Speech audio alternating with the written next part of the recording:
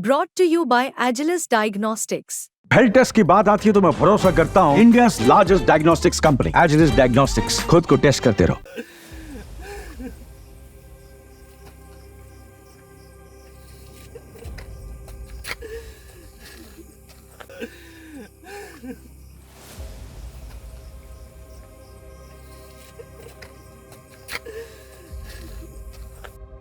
सत्रह सेकंड का जो वीडियो अभी आपने देखा उसमें रोता हुआ ये वही शख्स है जिसने एक दो नहीं बल्कि 5 लोगों को गोली मारकर मौत के घाट उतार दिया।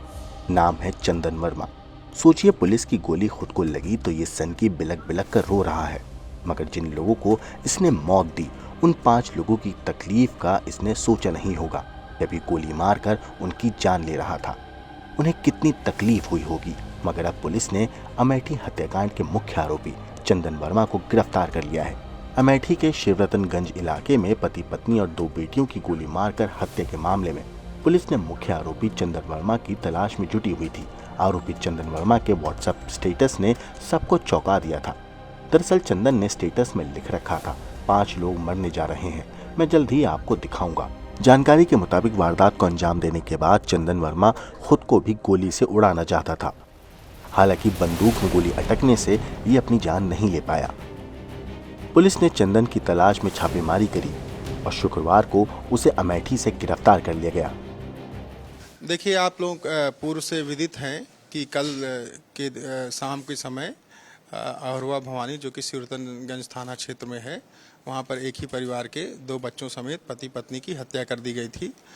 अभियुक्त के खिलाफ हम लोग लगातार प्रयासरत थे उसकी गिरफ्तारी के लिए।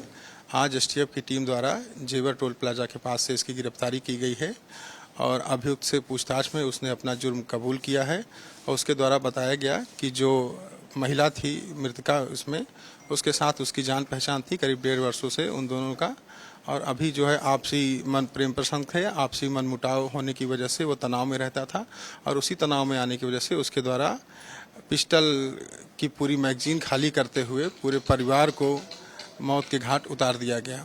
अभियुक्त को गिरफ्तार करके अग्रिम आवश्यक वैधानिक कार्रवाई की जा रही है।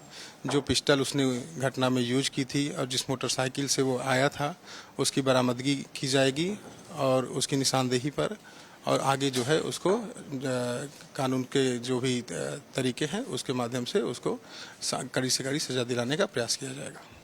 इस घटना में चंदन अकेले था कि कोई और भी मददगार था? वहां पर ये कैसे पहुंचा और कैसे फरार हुआ? देखिए, इस चीज़ के हमारे पास साक्ष्य हैं कि चंदन ने जिस पिस्टल का इस्तेमाल किया और जो खोखे बरामद हुए वो सारे एक ही पिस्टल से हुए, जो कि इस तथ्य को इंगित करते हैं कि ये सारी घटना एक ही व्यक्ति द्वारा की गई और उसके द्वारा ये बताया भी गया कि उस घटना में वो अकेला ही था और इसको जो मेन गेट था, जो मेन रास्ता था, जिसमें जो गलियारा था, उसका प्रयोग करते हुए अंदर गया। अंदर घटना करने के बाद सीढ़ियों का प्रयोग करते हुए छत के माध्यम से नीचे उतर के ये भाग गया। चूँकि उस समय बगल में ही वहाँ पर जागरण चल रहा था तो उसका शोर के फायदा उठा करके वहाँ से निकल गया। ये अकेला ही था घटना? निश्चित रूप से घटना में ये अकेला ही था जहाँ पे जब इसके द्वारा 4 लोगों की हत्या की गई। ये इसने एक स्टेटस लगाया था कि आज 5 लोगों की मौत होगी, उसके क्या मायने हैं? और मौके से एक जिंदा कारतूस भी आप लोगों को मिला। देखिए, 4 लोगों की तो इसने हत्या कर दी और इसने ये भी बताया कि इसके द्वारा स्वयं का भी मारने का प्रयास किया गया, लेकिन मौके पर ही लेकिन कारतूस मिस हो जाने की वजह से, फायर ना होने की वजह से ये बच गया। वो जिंदा कारतूस हमने बरामद किया है। वो आखिरी ऐसा क्या ट्रिगर पॉइंट है जिसकी वजह से इनके बीच में रिश्तों में इतनी खटास आ गई? क्या वजह थी? देखिए, उसके बारे में अभी हम लोग विस्तृत पूछताछ करेंगे, तब आगे भी चीज़ें निकल कर आएंगी और वो सारी चीज़ें आपको अवगत कराई जाएंगी।